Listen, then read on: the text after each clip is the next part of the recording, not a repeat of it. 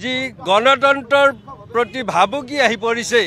হিমন্ত বিশ্ব শৰ্মাৰ নেতৃত্বত চলি থকা চৰকাৰখনে গৃহমন্ত্ৰী হৈ তেওঁ ৰাজ্যখনৰ ভিতৰতে যদি ভাগ ভাগ কৰে তেনেহলে এইটো অতি দুখৰ কথা হ'ব। ৰকিবুল হুছেইন ডাঙৰীয়াৰ ওপৰত কালি কৰা আক্ৰমণৰ প্ৰতিবেদন আজি জিলা কংগ্ৰেছৰ সভাপতি মাননীয় ৰাতুল পাটোৱাৰী ডাঙৰীয়াৰ নেতৃত্বত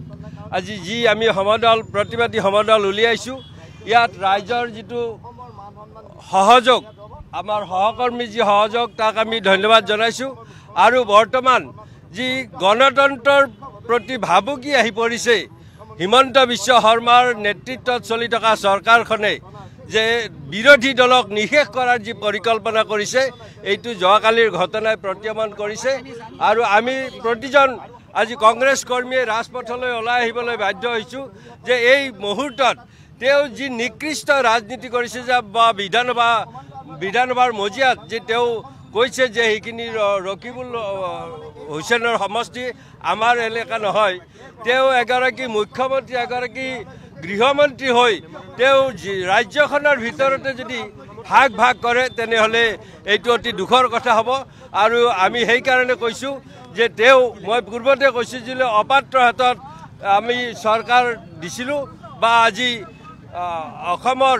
যিগৰাকী মুখ্যমন্ত্ৰী হৈছে তেওঁক লৰা ৰজা আখ্যা দিছিলোঁ তেওঁৰ এই কাৰ্যবিলাকে প্ৰমাণ কৰিছে আৰু সেইকাৰণে ৰাইজলৈ এটা আহ্বান জনাইছোঁ ৰাইজ যে আপোনালোকে ওলাই আহক যদি আজি আপোনালোকে ওলাই নাহে তেনেহ'লে কাইলৈ আপোনালোকৰ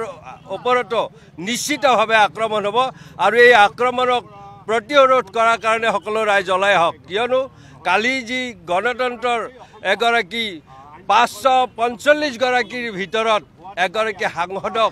ৰাজপথত দিন দুপৰতে আক্ৰমণ কৰিছে এইটো গণতন্ত্ৰক হত্যা কৰাৰ এটা সুন্দৰ উদাহৰণ। গতিকে ৰাইজ আপোনালোকে এই গণতন্ত্ৰক যদি ৰক্ষা কৰিব খোজে তেনেহ'লে এনেকুৱা দুষ্কাৰ্যৰ বিৰুদ্ধে প্ৰতিবাদ সাব্যস্ত কৰাৰ কাৰণে ওলাই আহক তেতিয়াহে আমি আমাৰ অসমখনক ৰক্ষা কৰিব পাৰিম। অন্যথা ডক্টৰ হিমন্ত বিশ্ব শৰ্মা ডাঙৰীয়াই যি শাসন ব্যৱস্থা চলাইছে ইয়ে আমাৰ অসমক নিষেধ কৰিব। অসমতে অকল বিজেপি চৰকাৰ চলা নাই তেওঁ বিজেপিৰ নেতৃবৃন্দক সন্তুষ্ট কৰাৰ